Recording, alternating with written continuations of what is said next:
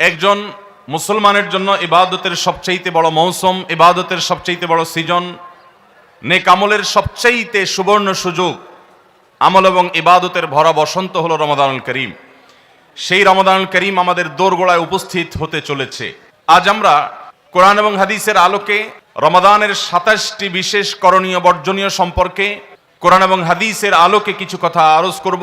ওমা তৌফিক ইল্লা বিল্লাহ। বছরের ১১ মাসে আমাদের আমল এবং ইবাদতের যেটুকু ঘাটতি হয়, যেটুকু ত্রুটি বিচ্যুতি থাকে, সেই ইবাদত এবং নেকামলের ত্রুটি বিচ্যুতি এবং ঘাটতি পোষায় নেওয়ার জন্য রমাদান হলো আমাদের জীবনের সবচেয়ে বড় এবং সুবর্ণ সুযোগ। রমাদান মাস উপলক্ষে বিশেষ যে ২৭টি আমলের কথা আমরা বলতে চাই, তার প্রথম আমলটি হলো চাঁদ দেখা। রমাদান মাসের চাঁদ শাবানের শেষ দিনে আমরা পশ্চিম আকাশে তালাশ করব, অনুসন্ধান করব। রমাদানের দ্বিতীয় আমল হলো সবচেয়ে গুরুত্বপূর্ণ আমল, সেটা হলো সিয়াম সাধনা, রোজা রাখা। প্রত্যেক প্রাপ্তবয়স্ক সুস্থ মস্তিষ্ক সম্পন্ন নারী এবং পুরুষ তিনি যদি মুসলমান হয়ে থাকেন, তাহলে সেক্ষেত্রে তার উপরে আল্লাহ রাব্বুল আলামিন রমাদানের দিনের বেলায় রোজা রাখা, সিয়াম সাধনাকে ফরজ করেছেন। প্রত্যেক প্রাপ্তবয়স্ক মুসলিম নারী এবং পুরুষ যদি সুস্থ সবল হয়ে থাকেন, আল্লাহ রাব্বুল আলামিন এই ফরজটাকে পালন করতে হবে। আল্লাহ বলেছেন, কুতিবা আলাইকুমুস সিয়াম, তোমাদের উপরে রোজা রাখাটাকে ফরজ করা হয়েছে। অতএব রমজানের দিনের বেলা রোজা রাখা হলো রমজানের সবচেয়ে বড় আমল। এটা হলো দ্বিতীয় আমল বলেছি। নাম্বার ৩, রমাদান মাস উপলক্ষে রাতের বেলা তারাবির নামাজ আদায় করা, এটা রমাদানের তৃতীয় আমল। নবী করিম সাল্লাল্লাহু আলাইহি সাল্লাম বলেছেন, মান কামা রমাদানা ঈমানান ওয়া ইহতিসাবা গুফিরা লাহু মা তাকাদ্দামা মিন যামবি। যে ব্যক্তি রমজান মাসে রাতে দাঁড়িয়ে ঈমানের সাথে, ইখলাসের সাথে আল্লাহর কাছ থেকে সওয়াব পাওয়ার আশায় তারাবির নামাজ পড়বে, তার পূর্বের সমস্ত গুনাহ খাতা মাফ করে দেওয়া হবে। রমজানের চতুর্থ আমল হলো সাহারি করা। আমরা অনেকে ইচ্ছাকৃতভাবে সাহারি করি না, হয়তো কখনো ভালো লাগে না সাহারি করতে, খাওয়ার রুচি থাকে না, আমরা সাহারি খাই না। সাহারি খাওয়া ছাড়াও যদি কেউ রোজা রাখে, রোজা হয়ে যাবে, কিন্তু সাহারি খেলে আপনার খাদ্য গ্রহণ হবে, পাশাপাশি আপনি সওয়াব লাভ করবেন। ৫ নম্বর আমল হলো সাহারিটা শেষের দিকে খাওয়া। এখনো অনেক মুরব্বীরা আছেন গ্রামাঞ্চলে, তারা মাঝরাতে সাহারি খেয়ে ফেলেন, ১২টা ১টার দিকে সাহারি খেয়ে ফেলেন। সাহারি খাওয়ার জন্য সবচেয়ে উত্তম সময় হলো রাতের শেষ প্রহরের একেবারে শেষের দিকে। ৬ নম্বর আমল হলো রমজান উপলক্ষে ইফতার করা। ইফতার মানে নাস্তা খাওয়া। সারা বছর আমরা দিনের বেলায় শুরুতে নাস্তা খাই, কিন্তু এর কারণে কোনো সওয়াব আমাদের আমল নামায় লেখা হবে এমন কোনো কথা বলা হয় নাই। কিন্তু রমজান মাসের সন্ধ্যা যখন আপনি ইফতার খাবেন, এই ইফতার খাওয়ার মাধ্যমে আপনি একটা সুন্নাহর উপর আমল করলেন, এটার কারণে আপনার আমল নামাতে একটা সওয়াব লেখা হবে। সওয়াবের আশা যদি আপনার থাকে, ইফতারের নিয়ত যদি আপনার থাকে, তাহলে এর মাধ্যমে আপনি সওয়াব লাভ করবেন। ৭ নম্বর আমল হলো ইফতারটা তাড়াতাড়ি করা, ইফতার বিলম্বে না করা। আমরা অনেকে আছি ইফতার অনেক বেশি দেরি করি। আমরা মনে করি যত দেরি করে ইফতার করা যায় ততই বোধহয় রোজাটা নিশ্চিতভাবে শুদ্ধ হয়, সঠিক হয়। এটা ভুল ধারণা। নবী করিম সাল্লাল্লাহু আলাইহি সাল্লাম বলেছেন, যতদিন পর্যন্ত এই উম্মত মুসলমান জাতি ইফতার দ্রুততার সাথে করবে, অর্থাৎ ওয়াক্ত হওয়ার পর আর বিলম্ব করবে না, ততদিন পর্যন্ত তারা কল্যাণের মধ্যে থাকবে। ৮ নম্বর রমজানের আমল হলো ইফতারের দোয়া পড়া। ইফতারের দোয়াটা আমরা অনেকে জানিও না, আবার অনেকে জানলেও সেটা কখন পড়তে হয় সেটা জানি না। ইফতারের শুরুতে বিসমিল্লাহ বলে ইফতার শুরু করতে হবে, ইফতার করা শেষ, এরপরে দোয়া পড়তে হবে। আমরা অনেকে ইফতারের আগে দোয়া পড়ি, এই দোয়াটা ইফতার দোয়াটা পড়তে হয় ইফতারের পরে। দোয়াটা হলো জাহাবাজ জামা ওয়াবতাল্লাতিল উরুক ওয়া সাবাতাল আজরু ইনশাআল্লাহ, এটা হলো দোয়া। ৯ নম্বরের আমল হলো ইফতার এবং সাহারি উভয়টাতে খেজুর খাওয়া, এটা সুন্নাহ। খেজুরের মধ্যে প্রচুর খাদ্য শক্তি আছে। আমরা রমজান মাসে যে রোজা রাখি, সারাদিন পানাহার বর্জন করে থাকি, আমরা যদি সাহারিতে খেজুর খাই, আমাদের শরীরে প্রচুর পরিমাণ খাদ্য শক্তি থাকবে। ১০ নম্বরের রমজানের আমল হলো দিনভর বেশি বেশি দোয়া করতে থাকা। ভাইরা আমার, রোজাদার ব্যক্তির দোয়া আল্লাহ রাব্বুল আলামিন ফিরিয়ে দেন না।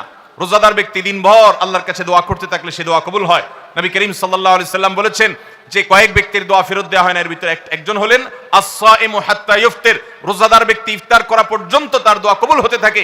আপনি রোজাদার অবস্থায় দোকানে কাজ করছেন, খেতে খামারে কাজ করছেন, আপনি ব্যবসা প্রতিষ্ঠানে কাজ করছেন, আপনি রাস্তায় হাঁটাচলা করছেন, মা বোনরা বাসা বাড়িতে গৃহস্থলী কাজকর্ম করছেন, এই কাজের ফাঁকে ফাঁকে ওযু নেই, অসুবিধা নেই, এই অবস্থায় আপনি দোয়া করতে থাকেন, রোজাদার অবস্থায় দোয়া কবুল হয়। সারাদিন আপনি মনে মনে আপনার চাওয়াগুলো আল্লাহর কাছে নিবেদন করেন, আল্লাহর সাথে আপনি কথা বলতে থাকেন, কারণ দোয়া কবুলের একটা মোক্ষম সময় হলো রমজান মাসে এই রোজা অবস্থায়।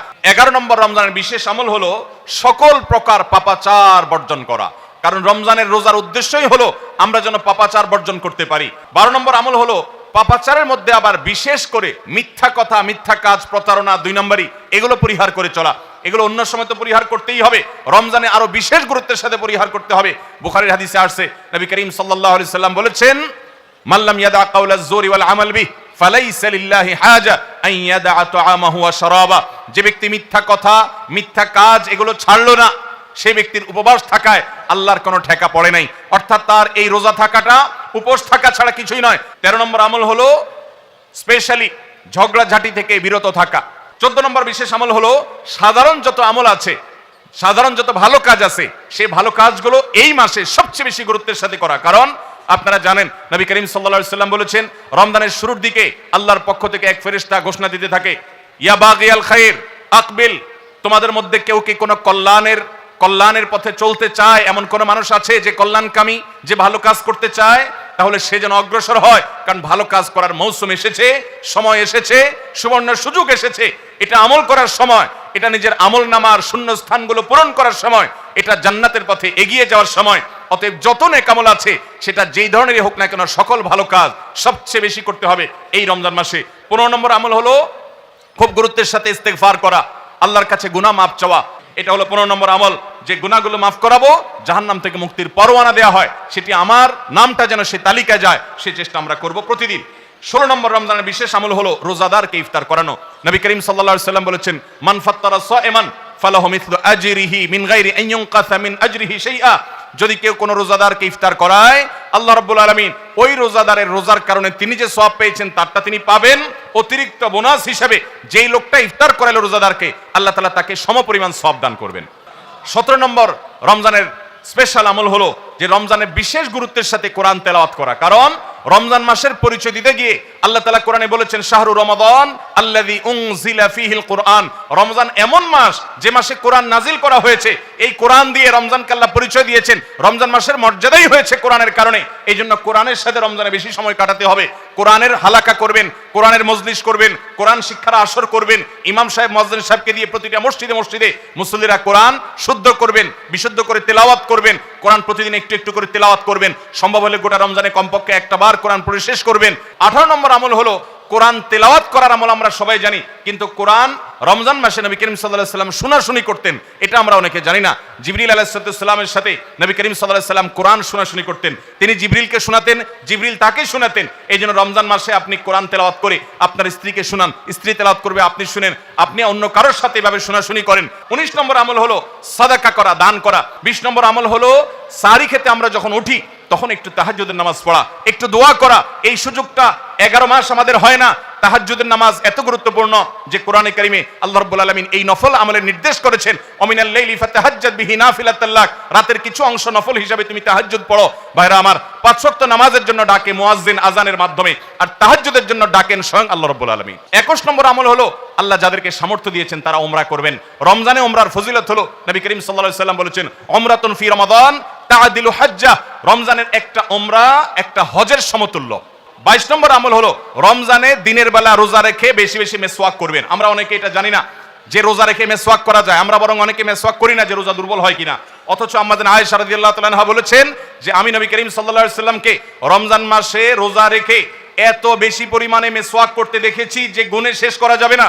এই জন্য রমজান মাসে আপনার পকেটে মেসওয়াক থাকতে হবে। 23 নম্বর আমল হলো রমজানের শেষ 10টা দিন ইতিকাফে বসে যাওয়া। যাদের তৌফিক আছে মসজিদে ইতিকাফে বসে যাবেন। 24 নম্বর আমল হলো রমজানের শেষ দশকে বেশি বেশি ইবাদত করার চেষ্টা করা।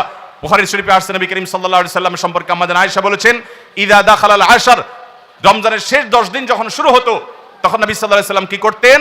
আইকাজ আহইয়া লাইলা, সারা রাত আর ঘুমাতেন না। শেষ 10 দিন সারা রাত ঘুমাতেন না। ওয়াসাদ্দা মিযরা, কোমর বেঁধে নিতেন। ওয়াইকাদা আহলা, এবং তার পরিবারকে তিনি জাগিয়ে তুলতেন। আরেক হাদিসে আসছে, নবী সাল্লাল্লাহু আলাইহি সাল্লাম বলেছেন, কারণ নবী সাল্লাল্লাহু আলাইহি ওয়াসাল্লাম ইযা দাখালাল আশর ইয়াজতাহিদু ফীহি মা লা ইয়াজতাহিদু ফী গায়রি। নবীজির জীবনে কখনো ইবাদতের জন্য এত চেষ্টা করতেন না যত চেষ্টা করতেন রমজানের শেষ দশকে ইবাদতের জন্য। 25 নম্বর আমল হলো লাইলাতুল কদর তালাশ করা। নবী করিম সাল্লাল্লাহু আলাইহি সাল্লাম বলেছেন, তাহাররু লাইলাতুল কদর ফিল ভিতরি মিনাল আশরিল আওয়াখির মিন রমাদান।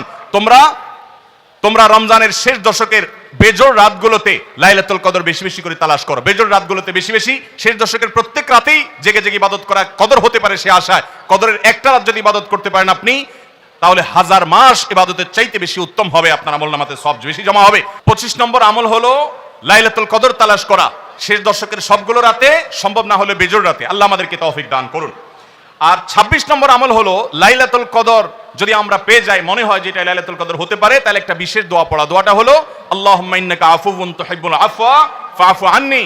হে আল্লাহ, আপনি ক্ষমাশীল, আপনি ক্ষমা করতে ভালোবাসেন, পছন্দ করেন, আপনি আমাকে ক্ষমা করুন। এই দোয়াটা পড়বো তো ইনশাআল্লাহ।